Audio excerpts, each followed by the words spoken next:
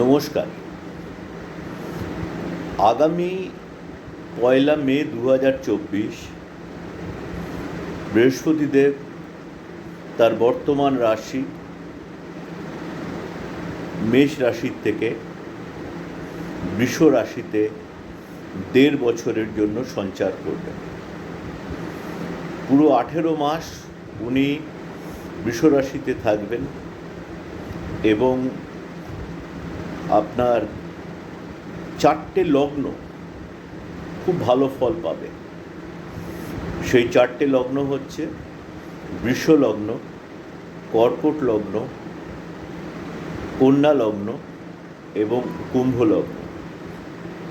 যেহেতু বৃহস্পতিদেব এক একটা রাশিতে 1.5 বছর করে থাকে, এইটা লগ্ন থেকে বিচার করলে সব থেকে ভালো হবে। নমস্কার।